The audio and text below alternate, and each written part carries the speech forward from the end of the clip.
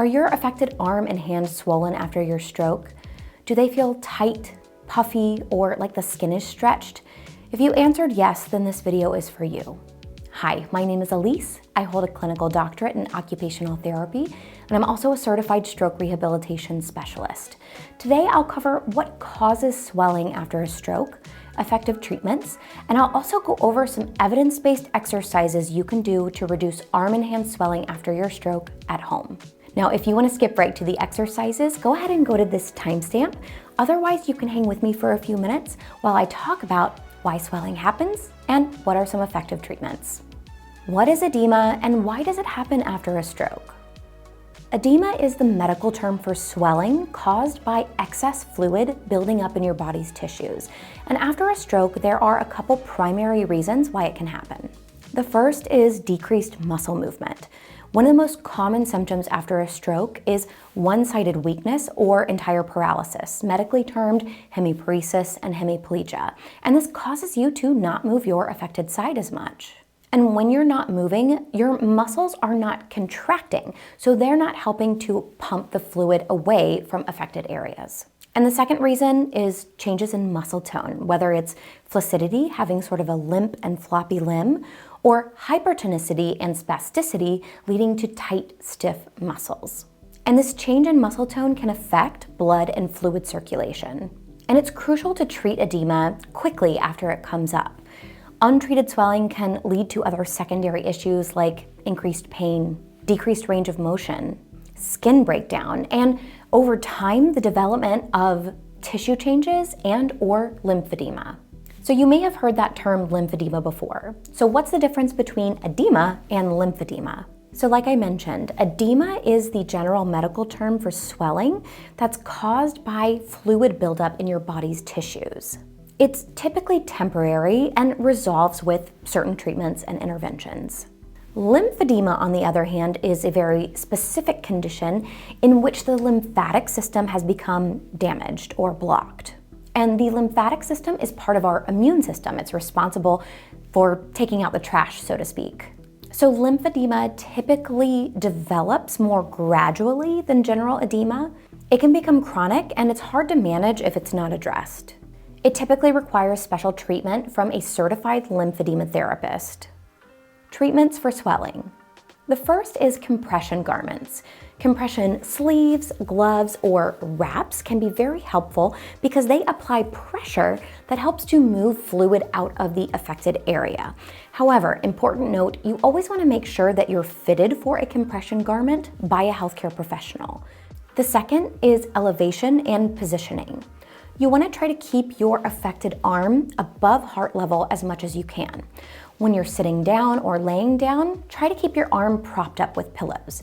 If you use a wheelchair, use a tray, a trough, or your armrest to keep your arm propped up instead of letting it hang down to your side, which will cause an increase in fluid accumulation.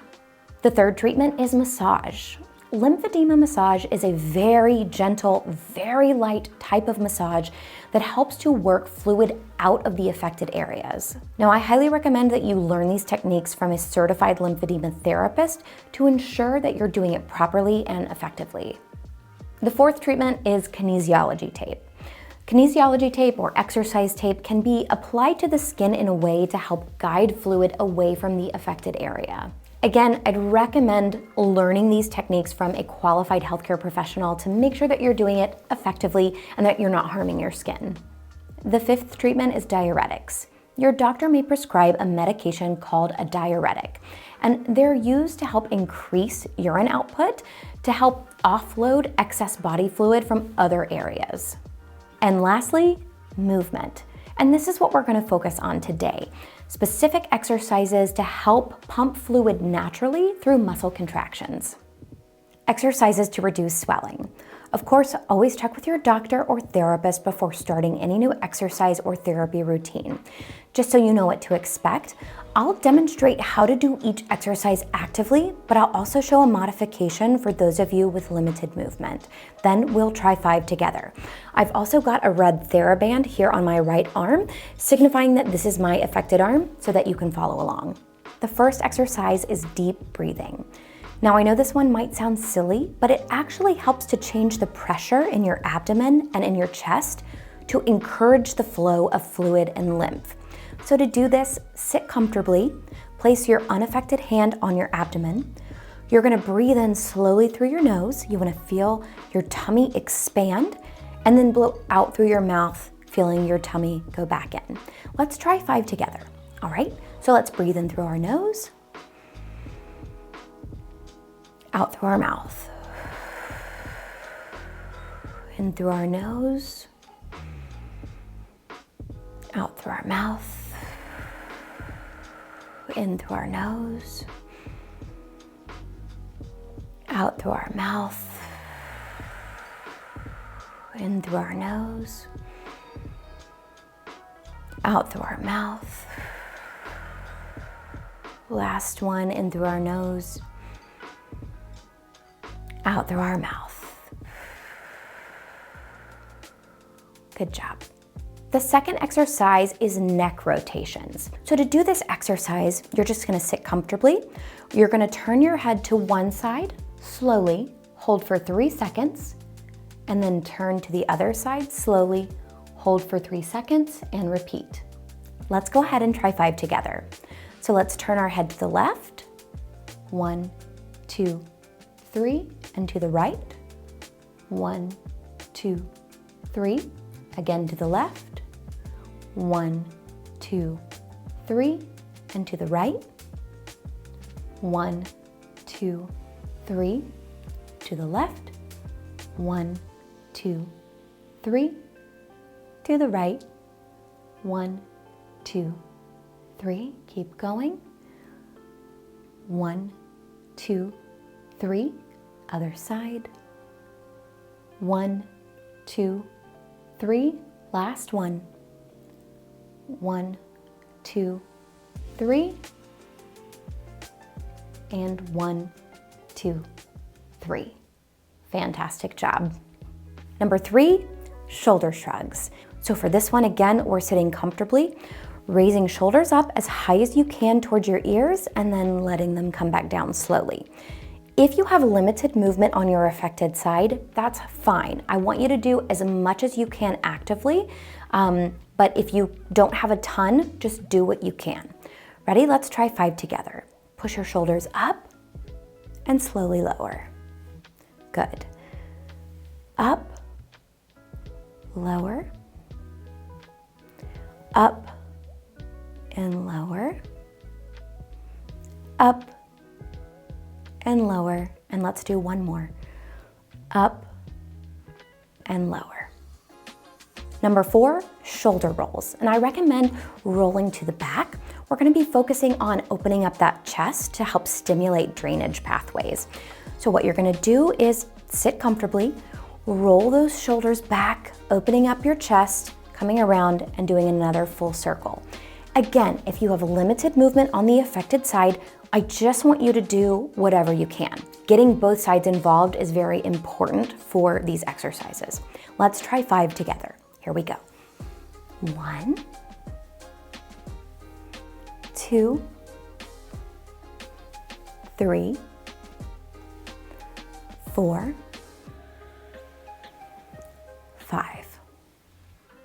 Number 5, shoulder flexion. This works to get your arm elevated as well as to encourage pumping action to direct fluid away from your arm and hand. For this one, you're gonna raise your arms up in front of you, shoulder height or a little bit above, and then slowly lower. Now, if you have limited movement, I recommend that you clasp your hands together and you're going to help raise your affected arm up about shoulder height. I'm actually gonna turn this way so you can see. Lift your arm up to shoulder height or a little above, and then lower back down. Let's go ahead and do 5 together. Ready? Here we go. 1, 2, 3, 4, 5. Exercise 6, arm abduction with a squeeze. This one is important because it also helps to get your arms elevated, and the squeeze helps to improve drainage in the lymphatic system that runs through your armpits. So if you have limited movement and you can't raise both arms up to the side, use your unaffected hand to hold onto your affected, and you're gonna raise that one out to the side as far as you can, bring it back in, and try to actively squeeze as best you can. Let's go ahead and do 5 together. Here we go.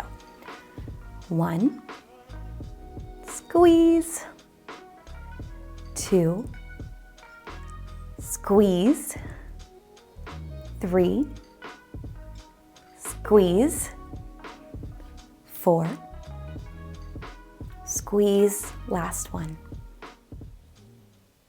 and squeeze. Number 7, bicep curls. This is going to help contract the muscle up here in your upper arm to help move fluid. So for this one, you're going to raise both arms up, squeeze, and then straighten your arms until they're completely straight. If you have limited movement, unaffected hand is gonna grip affected. You're gonna help bring that arm up, squeeze at the top, and then lower as straight as you can get it. Let's do 5 together. Here we go. 1, 2, 3, 4, last one, 5. Number 8, forearm rotations. We'll be stimulating the muscles in your forearm to help move fluid away from the wrist and the hand. So for this one, you want your elbows bent to about 90 degrees. You're gonna turn so that your palms are up and then so that your palms are down. If you have limited movement, you'll try to be in this position if you're able. Unaffected hand, you're gonna help turn the palm up. If you need to change your hand position to turn the palm down. So turning the palm up, turning the palm down. Let's do 5 together. Ready? Here we go. Palm up, palm down. Up and down, up and down, up and down. Let's do one more. Up and down. Number 9, wrist circles. This is gonna help stimulate wrist muscles to help move fluid away from the hand. So for this, you wanna just move your wrists in a circle, just like this. Now, if you have limited movement, you're gonna use your unaffected hand. You can keep your affected hand in a fist, and you're just gonna move that wrist around in a circle as much as you can. If you do have spasticity, just make sure to make that movement slow. All right, let's try 5 together. Ready? Here we go. 1, 2, 3, 4, last one, 5. And lastly, finger pumps. You're gonna be working those muscles in your hand and your fingers to help move fluid out of those areas. So for this one, you're gently going to open up your fingers as much as you can, push them wide, and then squeeze, squeeze, squeeze, open, and squeeze, repeat. If you have limited movement, especially if you deal with spasticity, do your best to open up the affected hand with your unaffected, as wide as you can get it, and then try to control how you bring it back in. Let's do 5 together. Ready? Here we go. 1, 2, 3, 4, and 5. Great job. Exercise guidelines. You want to start gently and build gradually. Excessive repetitions, especially early on, can sometimes increase swelling. These should not be painful. You may feel a stretching sensation, that's okay, but if you start to feel pain, stop.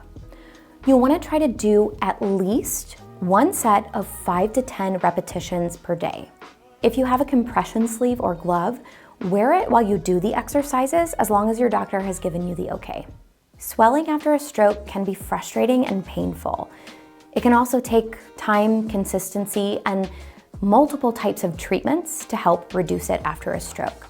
I hope that with these targeted exercises, you've got a good starting point to help effectively manage your swelling at home. If you liked this video, make sure that you check out this one where I answer the question, is full recovery possible after a stroke? And please support the channel however you can. Like this video, subscribe, become a channel member by clicking the join button, or leave us a super thanks by clicking in the YouTube bar below. A huge thank you to all of the donors who make this nonprofit possible, with a special thank you to Heather G, Ryan D, and Modus Nova in our Empowerer tier on Patreon. Thank you all so much for watching. I'll see you next time.